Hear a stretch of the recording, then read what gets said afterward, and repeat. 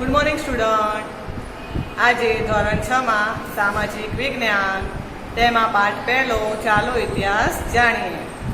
આ પાઠનો આપણે અભ્યાસ કર્યો અને તેના સ્વાધ્યાયના પ્રશ્નોના ઉત્તરનો આપણે અભ્યાસ કર્યો. ત્યારબાદ આપણે વિશેષ પ્રશ્નોત્તર હતા. એની અંદર આપણે વિકલ્પો, પછી નાના નાના સવાલ જવાબ, ખાલી જગ્યા, ખરા ખોટા એ બધાનો અભ્યાસ કર્યો.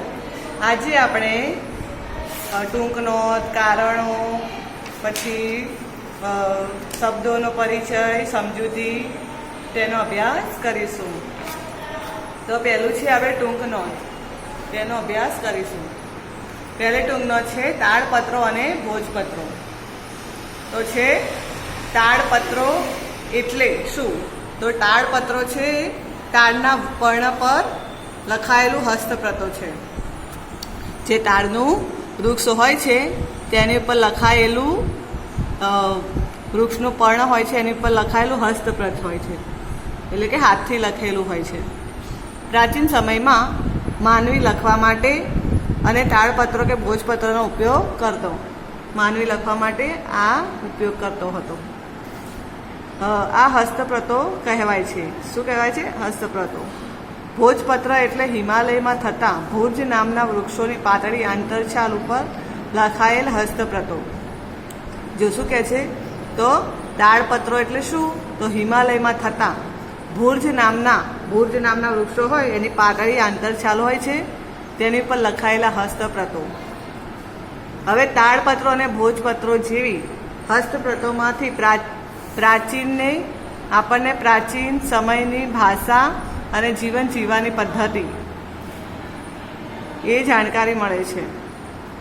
તેમાં ધાર્મિક રીત રિવાજો, સામાજિક માન્યતાઓ, રાજાઓની જીવનશૈલી, પછી વિજ્ઞાન, શિક્ષણ, દવાઓ, પ્રાણીઓ એના બધા વિશે માહિતી મળે છે. હવે છે હસ્તપ્રતો મંદિરો અને મઠોમાં સચવાયેલી છે.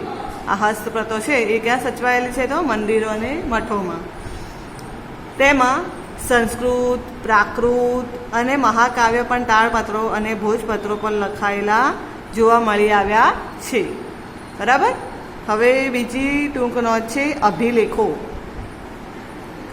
એમાં છે શિલાઓ અને પથ્થરો પર કોતરેલા કે લખેલા લેખ અભિલેખ કહેવાય છે. જે શિલાઓ હોય એટલે કે મોટા મોટા પહાડો જેવું હોય છે એ, અને પથ્થરો, મોટા મોટા પથ્થરો એની પર કોતરીને છીણી અને હથોડી વડે કોતરે છે અને ત્યારબાદ લખાણો લખે છે.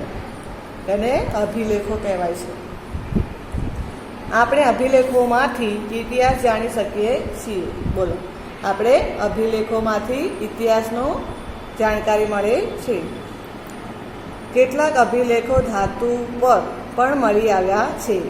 એટલે કે ધાતુ હોય છે એની પર પણ અભિલેખો જોવા મળ્યા છે, ધાતુની વસ્તુઓ ઉપર. પ્રાચીન સમયમાં રાજાઓ પોતાના આદેશો શિલાઓ પર કોતરાવી પ્રજા સાથે સંવાદ કરતા હતા. જો રાજાઓ છે ને, આદેશો પોતાના હતા એ શિલાઓ પર કોતરાવીને સંવાદ કરતા હતા. પ્રાચીન ભારતના અનેક રાજાઓ અને રાણીઓ તેમના રાજ્ય, વિજય અને ધર્મ અને સંસ્કૃતિની માહિતી અભિલેખો પર કોતરાવતા હતા.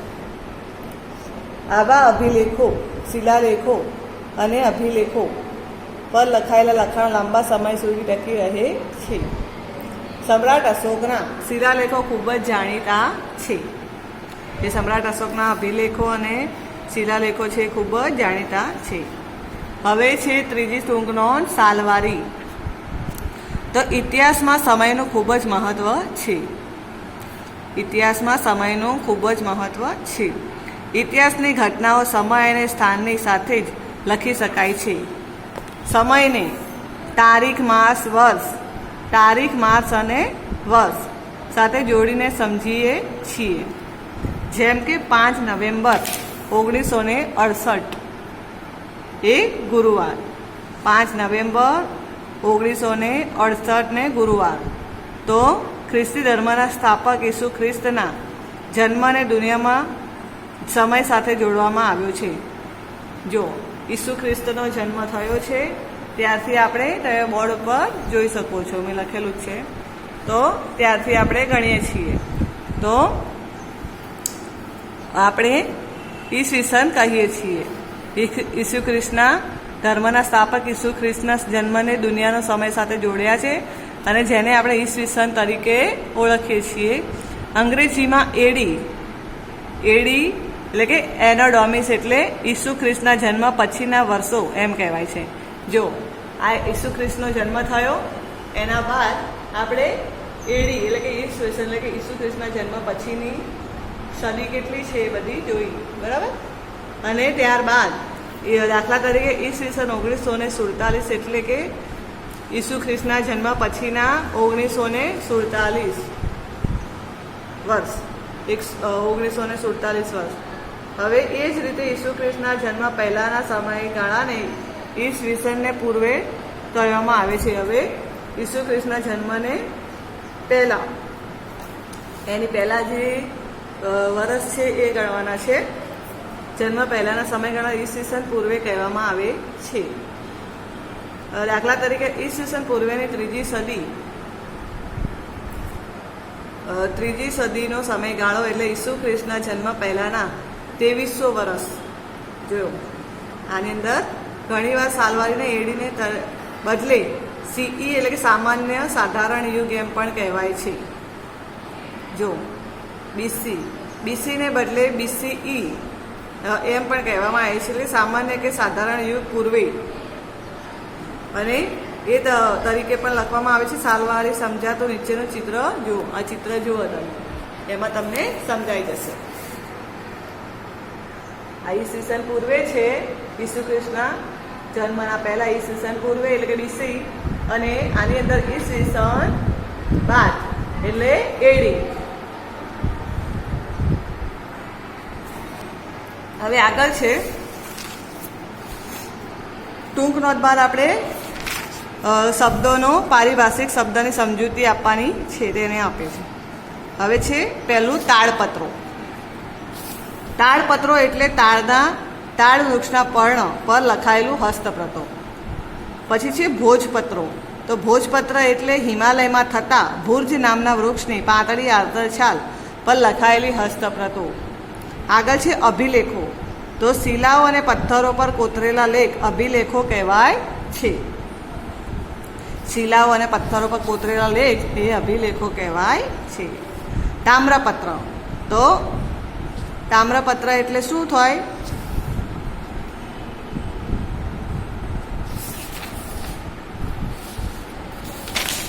તામ્રપત્ર તમે જોયું હશે.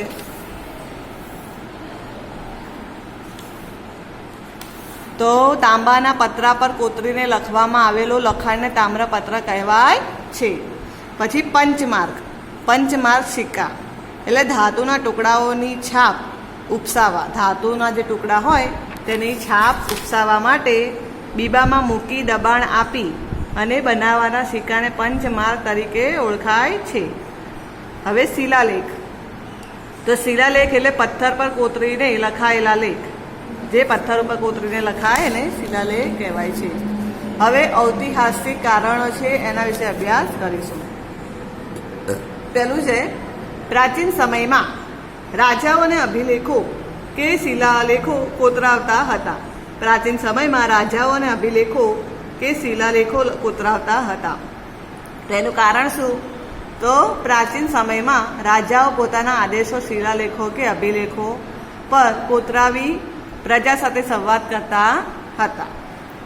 તેઓ તેમના વિજય, ધર્મ અને સંસ્કૃતિની માહિતી અભિલેખો પર અંકિત કરાવતા હતા. વળી શિલાલેખો કે અભિલેખો પર લખાયેલા લખાણો લાંબા સમય સુધી ટકી રહેતા હતા. આથી પ્રાચીન સમયમાં રાજાઓ અભિલેખો કે શિલાલેખો કોતરાવતા હતા. હવે આગળનો છે સિક્કા ઇતિહાસ જણાવવાનું અગત્યનું સાધન છે. સિક્કા છે એ ઇતિહાસ જણાવવાનું અગત્યનું સાધન છે, કારણ કે સિક્કા પર જે તે સમયના રાજાનું નામ, તેના ધર્મ અને સંસ્કૃતિ જેવી માહિતી જોવા મળે છે. સિક્કાઓના આધારે જે તે રાજ્યની સામાજિક, ધાર્મિક, આર્થિક અને રાજકીય માહિતી જાણવા મળે છે. ગ્રીક મૌર્યકાળ અને ગુપ્ત યુગના સમયની ઘણી બધી માહિતી મેળવવામાં સિક્કાઓ ઉપયોગી બન્યા છે. આમ સિક્કા ઇતિહાસ જાણવાનું અગત્યનું સાધન છે. આગળ છે ઇતિહાસકારો ભૂતકાળની અધ્યયન કરનારા વિદ્વાનો છે. તો એનું કારણ ઇતિહાસકાર માહિતી એકઠી કરી તેનું વર્ગીકરણ કરીને સંશોધન કરે છે. તાડપત્ર અને ભોજપત્ર જેવી હસ્તપ્રતો તથા અભિલેખોમાંથી માહિતી એકત્રિત કરીને તેનું યોગ્ય રીતે આલેખન કરે છે. આ ઉપરાંત ઇતિહાસકારો ઇતિહાસને જીવંત કરવા ઐતિહાસિક સ્ત્રોતનો ઉપયોગ કરીને જે તે સમયના ચોક્કસ માહિતી આપે છે. તેઓ ઐતિહાસિક સ્ત્રોતની જાસૂસની જેમ અભ્યાસ કરે છે અને આમ ઇતિહાસકારો ભૂતકાળનું અધ્યયન કરનારા વિદ્વાનો છે. આગળ છે પ્રશ્નોના ઉત્તર છે મોટા, એ સમજીએ. આપણે ઇતિહાસનું અધ્યયન શા માટે કરવું જોઈએ? તો ઇતિહાસ માનવ સમાજના ભૂતકાળની માહિતી આપે છે. આપણા પૂર્વજો કેવા હતા, તે ક્યાં રહેતા હતા, તેઓ શું ખાતા હતા વગેરેની માહિતી ઇતિહાસના અધ્યયનથી જોવા મળે છે. તેના જીવનની અનેક મહત્વપૂર્ણ બાબતોનો આધારે માનવી જીવનમાં આપણા પરિવર્તનો માહિતી આપણને ઇતિહાસમાંથી અધ્યયનથી જોવા મળે છે.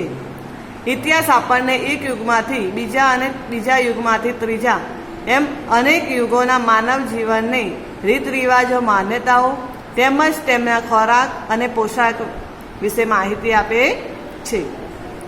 આથી આપણે માનવ સમાજના ભૂતકાળને જાણવા માટે ઇતિહાસનું અધ્યયન કરવું જોઈએ. આગળ છે તામ્રપત્રો એટલે શું? ગુજરાતમાં તે ક્યાં ક્યાં સ્થળોએ સચવાયેલા જોવા મળે છે? તો તામ્રપત્ર એટલે તાંબાના પતરા ઉપર કોતરાઈને લખવામાં આવતું લખાણ.